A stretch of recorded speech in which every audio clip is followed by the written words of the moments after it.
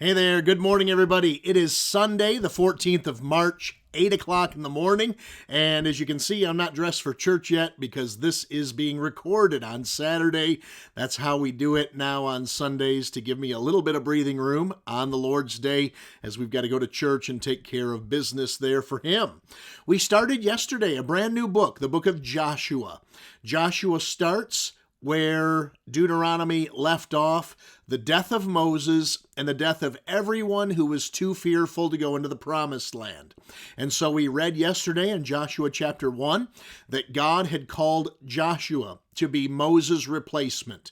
And as God was with Moses, so would God be with Joshua. And he told Joshua 4 times to be strong and be courageous, and he would give him the promised land. And so Joshua has moved forward, and we'll see here in chapter 2 that they're beginning to head into the land and begin to conquer the different cities in the land. So let's go ahead and pray together, and we'll jump into Joshua chapter 2. Father, we love you, and we ask your blessing on our study this morning. Thank you for this Lord's Day. Thank you for your goodness to us. Thank you for this book, and specifically the book of Joshua, and all that we'll learn and glean from it. Give us wisdom here this morning, please. In Christ's name we ask. Amen. All right, so chapter 2 pretty much deals with 2 spies that are heading into the city of Jericho to spy out the city and see what it's going to take to destroy the city. And there's a lady there named Rahab. She was a harlot, and she actually protects these 2 spies. They make a deal together for the protection of her and her family when the Israelites come in. So we'll go ahead and start this, and you'll see the tale unfold as we go along. Joshua chapter number 2, verse number 1. And Joshua the son of Nun sent out of Shittim 2 men to spy secretly, saying, Go view the land, even Jericho. And they went and came into an harlot's house named Rahab and lodged there. So these 2 guys, they go into Jericho. Jericho's going to be the first city that the Israelites encounter that they have to destroy. Of course, God is going to do the destroying, not them, but he'll use them to do it, just as God's work is always done.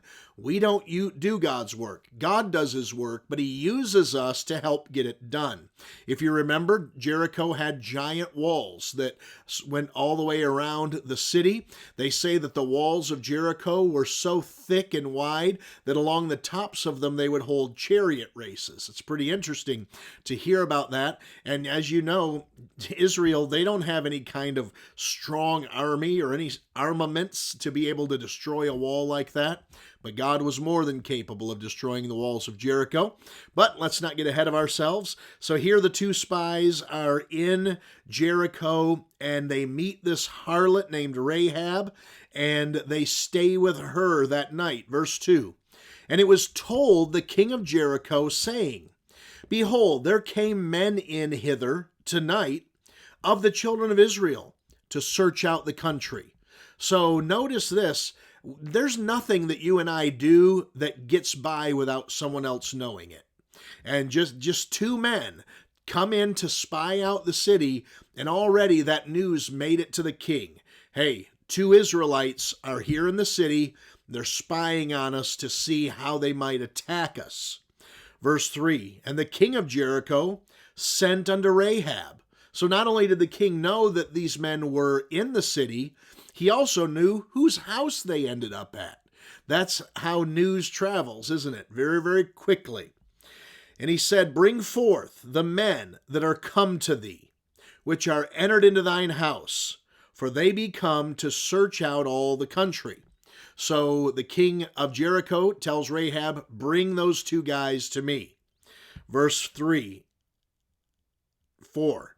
And the woman took the 2 men, and hid them, and said thus, There came men unto me, but I wist not whence they were. So she takes these 2 guys, and she hides them in her house. And she tells the messenger, no doubt it was a messenger and not the king himself showing up, tells the messenger, you're right, 2 guys showed up at my door, but I didn't know who they were or where they were coming from.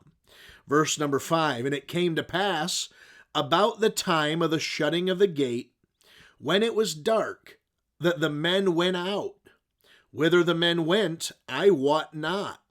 Pursue after them quickly, for ye shall overtake them. So cities like this that were walled and defenced and had gates, they would often open the gate in the morning upon sunrise, and they would close the gate again at sunset so they weren't vulnerable to attacks. Of course, during the daytime, they would have soldiers and men on the walls watching for defense, and they could see clearly, but at night they could not, and so they'd close that gate. And she says, two guys did come to me, but I didn't know who they were. And then right about dark, when the gate was going to get shut, they left, and I don't know where they went. But I bet if you take off, you could catch up to them. Now, this is actually a possibility to be true, isn't it? Here's a harlot that has two strange men show up at her house. She kind of has a little bit of an alibi there. Hey, I don't know who these guys were. You know what profession I'm in. So they're the ones that came and went. Verse number 6. But she had brought them up to the roof of the house and hid them with the stalks of flax, which she had laid in order upon the roof. So, of course, she was telling a lie to the messenger of the king. They actually didn't leave. She had them up upon her roof, and they were lying under these stalks of flax that she had up there. And the men pursued after them the way to Jordan unto the fords. I'll tell you, if they were in a ford, they weren't going to get very far, were they? Anyhow, and as soon as they which pursued after them were gone out, they shut the gate. So they send this group of the search team out to find the men. They send them out. They close the gate of the city again, and they're out there running around looking for them. It's like Rahab said, they went that way. And so the people went off, taken off, and then she's got them on the roof of the house. Verse number 8, and before they were laid down, talking about the two spies, she came up unto them upon the roof. And she said unto the men, I know that the Lord hath given you the land, and that your terror is fallen upon us, and that all the inhabitants of the land faint because of you. So Rahab gives these spies some very helpful information here. She really gives them news that's going to be beneficial not only to them, but all the children of Israel. She says, look, I know that God has sent you here to take over and possess this land. And everybody over here, we're terrified because of you guys. See, God said he would cause the hearts of the enemies to melt when they came in, but the other generation didn't believe it. Here's the thing. Just because a previous generation didn't take God up on his promises doesn't mean that you can't. You can take God at his word and take him at his promises and see him do something that no other generation has seen before. There's no limit to what God will do with faith in him. I'm reading a book by J. Frank Norris right now. He pastored two churches at the same time, First Baptist Church of Fort Worth, Texas, and Temple Baptist Church in Detroit. Two largest churches in the world at the same time. I had a preacher call me recently, and he said, hey, I already pastor this church in this city, but I'm thinking of starting another church in another city. Do you think that could be done? And I said, absolutely, that could be done. It's been done before. It can be done again. God can do anything that he's ever done and greater. And so have faith in God. This generation is going to see God do something the other generation could have seen had they had the faith. But these folks will actually see it. Verse number 10. For we have heard, this is still Rahab speaking, how the Lord dried up the water of the Red Sea for you. That was 40 years ago. But they're still talking about the parting of the Red Sea. When ye came out of Egypt, and what ye did unto the two kings of the Amorites that were on the other side Jordan, Sihon and Og, whom ye utterly destroyed. And as soon as we heard these things, our hearts did melt. Neither did there remain any more courage in any man because of you. For the Lord your God, he is God in heaven above and in earth beneath. So they said, we've heard about all these miracles. We heard about the kings you defeated. We heard about the parting of the Red Sea. And there's no courage left in any men on this side of Jordan. We're terrified that you're going to destroy us because your God is God in heaven and earth. Verse number 12. Now therefore, this is still Rahab, I pray you, swear unto me by the Lord, since I have showed you kindness, that ye will also show kindness unto my father's house, and give me a true token, and that ye will save alive my father and my mother and my brethren and my sisters, and all that they have, and deliver our lives from death. So Rahab says, hey, I'd like to make a deal with you. I know you're coming in. I know you're going to destroy this city. I know you're going to take this land. I know you're going to kill everybody. But I've been good to you. I spared your lives. I could have turned you over to the messenger. You could be dead by now. But I did right by you. You do me right. You do me a favor. When it comes time to attack our city, let me live, let my parents live, let my brothers and sisters live, let my nieces and nephews live. Leave us alone. Save our lives. The men, verse 14, answered her, our life for yours. If ye utter not this our business, and it shall be, when the Lord hath given us the land, that we will deal kindly and truly with thee. He said, okay, our life for your life. You saved ours, we'll save yours. If you'll keep your mouth shut and this all goes okay, when we come and attack, we won't kill you. Verse 15, then she let them down by a cord through a window, for her house was upon the town wall, and she dwelt upon the wall. So Rahab's apartment was actually in the wall, in the city of Jericho. This wall that they built, I told you, it was so large they could hold chariot races on the top. They actually had apartments within the wall. Rahab's apparently is at the top, or maybe it was structured in such a way that it had a walkout balcony or something of that type. And so she lets them out because her apartment's on the outside edge of the wall. And she lets a cord down or a rope, and she lets the guys escape that way. Verse number 16, and she said unto them, get you to the mountains, lest the pursuers meet you, and hide yourselves there 3 days until the pursuers be returned, and afterward ye may go your way. And so she says, hey, go hide in the mountains for 3 days. By the time you come back, everything should be clear. Verse 17, and the men said unto her, we will be blameless of this thine oath, which thou hast made us swear.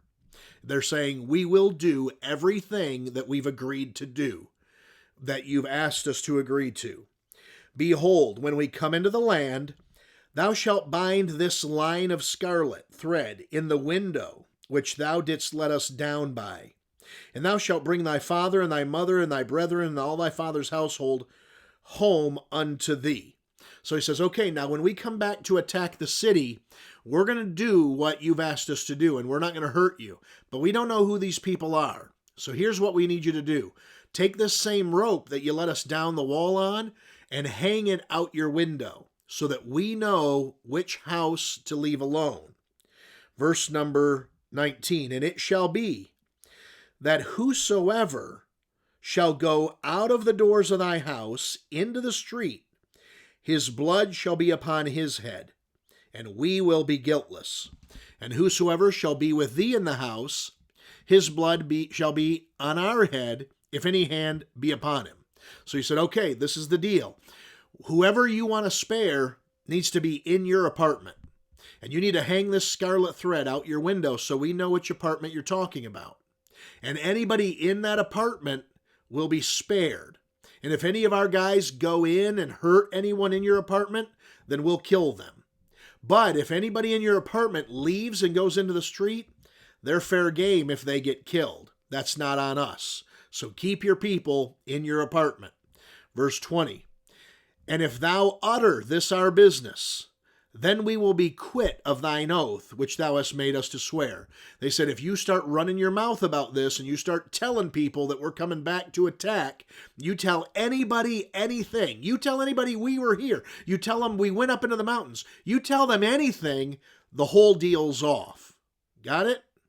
Verse 21, and she said, according unto your words, so be it. That means, got it.